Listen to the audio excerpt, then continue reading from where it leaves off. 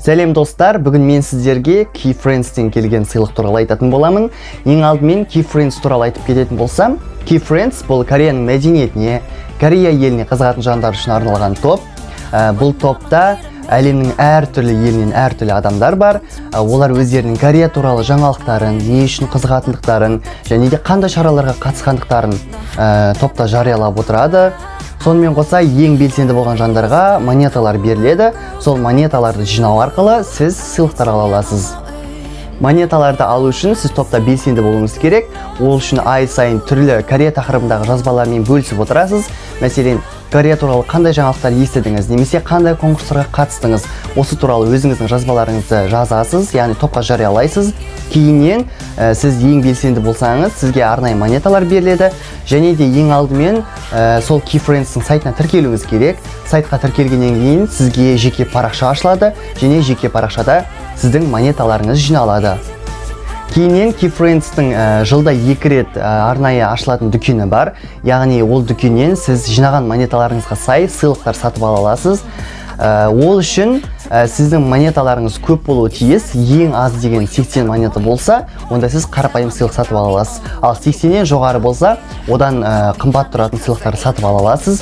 Ең жоғары монета бұл 1000 монета болып табылады. Егер де сіз 1000 монета жинайтын болсаңыз, онда топтағы ең белсенді адам саналасыз және де Кореяға жолдама ұтып ала аласыз.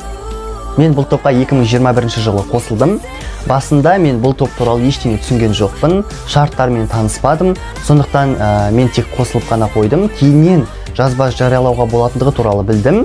Содан кейін мен өзімнің белсенділігімді арттыруға тырыстым. Алайда жыл соңына таяп қалғандықтан мен өзімнің монеталарымды аз жинап қалдым. Бірақ соған қарамастан мен 80 монета жинап, ең қарапайым сыйлықты алдым. Бұл ең қарапайым сыйлық дегеніміз Keyfriends-тің арнайы жабдықтары. Бүгін видеомда осы сыйлық туралы айтатын боламын.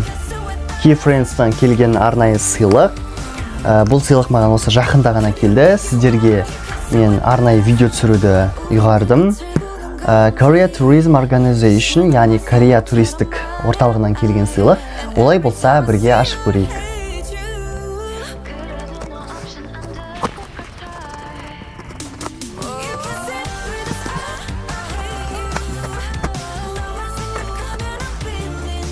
Міне достар, біз сыйлықты аштық. Ең бірінші ішінен шыққаны Moja Keyfriends-тен арнайы тілек және 2022 жылы бірге болуға шақырады. Одан кейін ең бетінде тұрғандары бұл Корея туралы кітаптар, Кореяның тағамдары, дорамалары туралы, яғни драма, кино әлемі туралы журнал, Корея туралы және де Кореяның соңғы жаңалықтармен бөлісетін журналдары.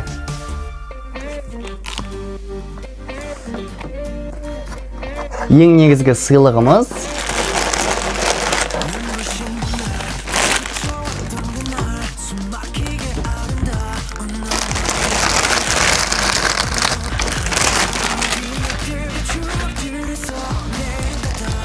мынандай әдемі қаптамада келген екен. Бұл да сыйлықтың ішіне кіреді, яғни Kingdom Friends-тің арнайы сөмкесі. Әдемі әрі сәнді сөмке. Ішіндегі сыйлықтарды бірге көрейік. Ең бірінші сыйлық. Бұл AirPods-қа арналған қаптама. Келесі Kingdom Friends-тің арнайы символы бар, маска.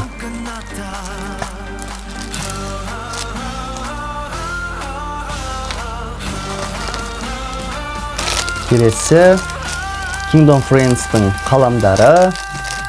Мынадай 3 түрлі қалам келген екен.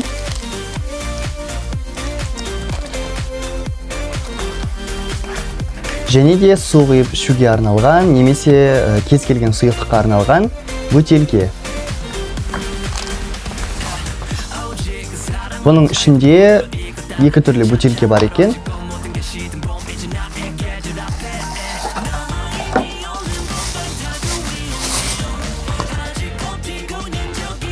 Біреуі осындай қызғылт түсті.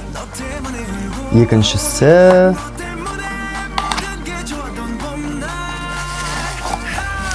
Екіншісі сұр түсті.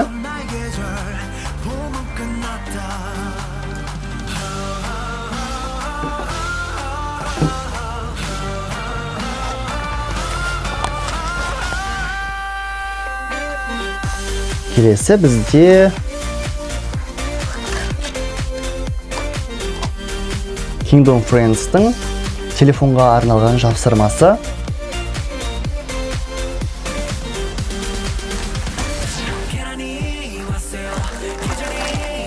Және Kingdom Friends-тың суреті бар арнайы футболка.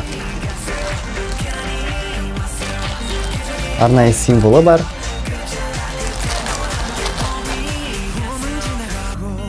Соңғы сыйлық. Бұл Kingdom Friends-тың суреттері бар. Қағаз, құжат салуға арналған қаптамасы.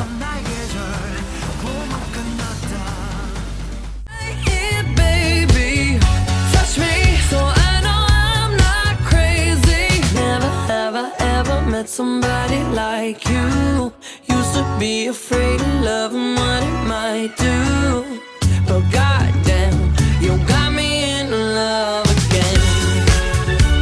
You got me in love again. You got me in love again. Міне достар, бүгін біз Keyfriends-тен келген сыйлықты бірге аштық, және де сіздерге сыйлық ұнады деген үміттемін. Егер де сіздерде осындай сыйлықты алғыларыңыз келсе, видеоның басында айтқандай, осы Keyfriends-тің арнайы парақшасына жазылып қойыңыздар, және де сайтына тіркеліңіздер. Кейін Keyfriends-тің парақшасында белсенді болуды ұмытпаңыздар. Егер сіздер де белсенді болсаңыздар, монета жинап, осындай сыйлықтарды ала аласыздар.